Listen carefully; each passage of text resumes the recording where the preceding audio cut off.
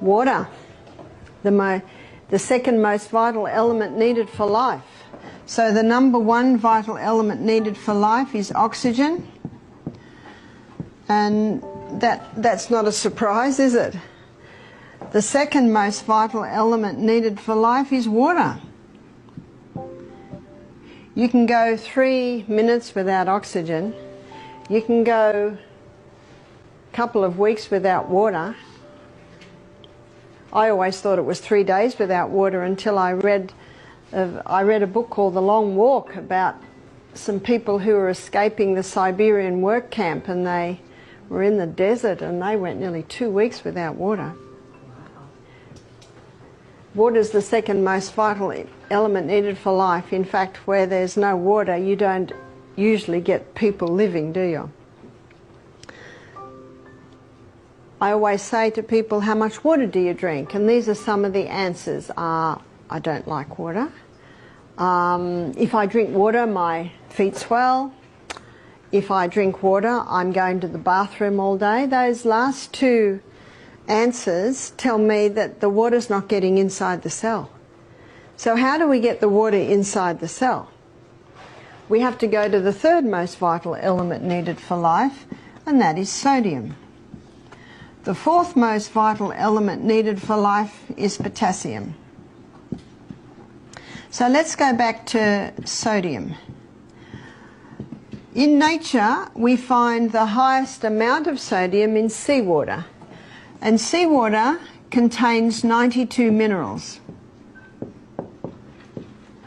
Of those 92 minerals, 30%, approximately 30% is sodium. And of those 92 minerals, approximately 50% is chloride. Now, because sodium chloride take up the most amount, they're the first crystals formed when the water is evaporated. So what man does is he scoops up the first crystals formed, he bleaches them white, puts aluminium with it so that it runs freely, and there's your table salt. Table salt is a dangerous salt because we now have two very harsh minerals that if you were to inject both of those into the blood, you would die. There's two harsh minerals and they need all the other 90 to soften them and balance them. The highest concentration of mineral inside the cell is potassium. The highest concentration outside the cell is sodium. And in this bilayered membrane that is around every cell, there are sodium-potassium pumps. And these sodium-potassium pumps are ever going like this, maintaining the balance between potassium and sodium. But when someone's not eating enough fruits and vegetables, and that's where you get most of your potassium, and they're putting table salt on everything far too much, what happens now is sodium levels rise and potassium levels drop. There is a small amount of sodium in the cell, but when this happens, you see osmosis and diffusion happens when the highest concentration merges into the lowest. So now sodium levels inside the cell are rising, which they should not, and the cell swells. What's that called? High blood pressure. The doctor is right. Table salt will contribute to high blood pressure. There's a French doctor named Dr. Lelangre, and he's written a whole book on salt. He said, when people come to me with high blood pressure, I put them on Celtic salt. Why does he put them on Celtic salt?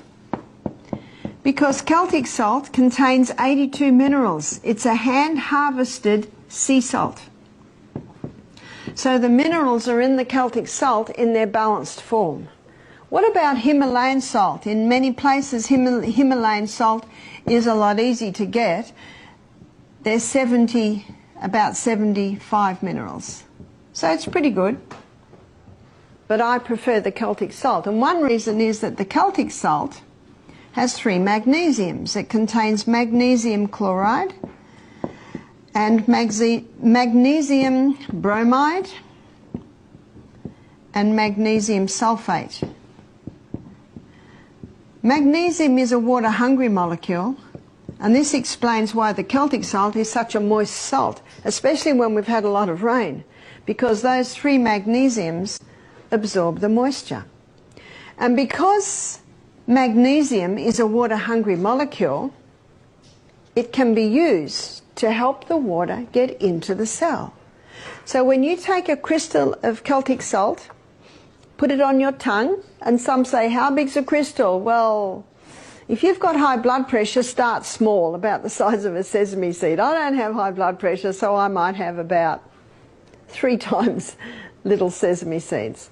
Put it on your tongue, your mucous membranes start absorbing the minerals, the magnesium is taken to the cell membrane, and you drink your water, and that magnesium pulls that water inside the cell. It's the quickest way to hydrate a body. The only time excess water drinking can be dangerous is if people drink too much at once and don't have the minerals that are in the Celtic salt to pull that water inside the cell. I've had people complain to me, they say, I'm drinking more water now, and now I'm going to the bathroom all day. So I say, are you having the salt? Have a little crystal before every glass of water. And ideally we should be having approximately 8 glasses of water a day. And then I say to them, and don't drink a whole glass at once. I think I mentioned earlier, I drink half a glass as soon as I get up. I go to the bathroom, I drink another half glass. Then I get dressed and have another half glass. But when I start every glass, I have that little bit of salt. So you spread the water over the day.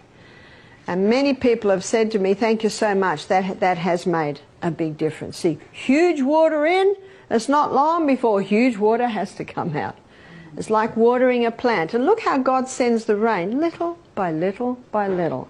And when there's a tornado, when there's a torrential downpour, that's when the soil gets washed away and flooding can happen. So remember that with your body. Take it little by little by little by little. It is the best way to take it. Lining our gastrointestinal tract are villi. And on the villi is a receptor site. And that receptor site is to take the glucose through and into the blood. So on this villi we've got a blood capillaries that go all the way through. Now in that receptor site is a carrier. And this carrier is designed to take the glucose through to the blood. But the carrier will not accept the glucose unless it comes with a molecule of sodium. I read this in my anatomy and physiology book. In the anatomy and physiology book, I memorized the sentence so I could give it to you from the horse's mouth. Sodium is the main transport system of glucose across the brush border wall and into the blood. And yet what are we told? Don't eat salt. Well, I agree with the table salt because it causes this imbalance of minerals in and out of the cell, absolutely. And did you know that sodium chloride is so strong it can kill the taste buds? Have you seen people that eat table salt? They put it on everything and they put it on before they've even tasted it. Well, no wonder, their taste buds are dying. Whereas Celtic salt, with all of its minerals, it enhances the flavour of the food. Now the red lentils we had this morning, a few people have said, what's in this? I've even served it at my house at breakfast and people have said, is there chicken in this? And I know why they say that. It's because it's so flavoursome. Well, it has a little olive oil, some herbs, nice if you can get fresh or Italian herbs, and some Celtic salt and a bit of turmeric. That's it.